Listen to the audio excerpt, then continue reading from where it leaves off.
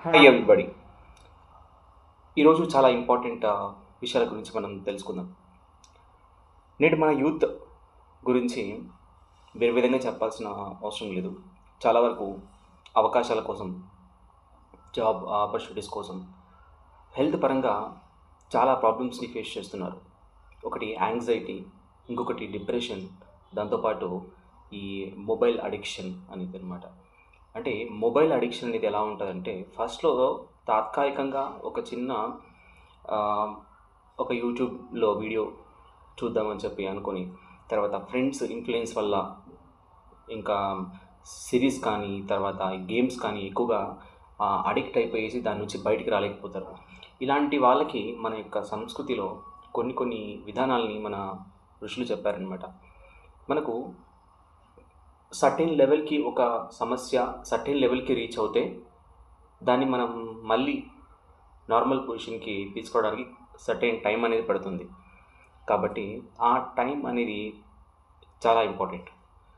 So, first one వచ్చి విభూతి ధారణ. సో, మీరేంటి దీన్ని గివా అనుకుంటున్నారా? దీంట్లో విభూది అనేది ఇయడం జరిగిందనమాట. ప్రతి ఒక్కరూ విభూది అనేది మార్నింగే ఇలా ధారణ చేయాలి.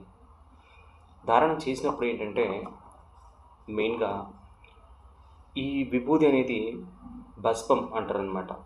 శివుడికి చాలా ఇష్టమైనది భస్మం. తను ఎవరు కూడా ఆహ్, రాని ప్రదేశంలో వెళ్ళిపోయినప్పుడు కూడా, మనిషి రావటానికి వెళ్ళిపోయినప్పుడు కూడా ఆయన మనతో ఉంటారనమాట. తర్వాత ఒకటి వచ్చి మృత్యుంజయ మహామంత్రం. మనం అయితే ఆహారం తీసుకుంటున్నామో, ఆ ఆహారం తీసుకునే ముందు మృత్యుంజయ మహామంత్రం అనేది తీసుకోవటం ద్వారా పఠించడం ద్వారా కంప్లీట్‌గా బాడీలో ఉన్నటువంటి టాక్సిక్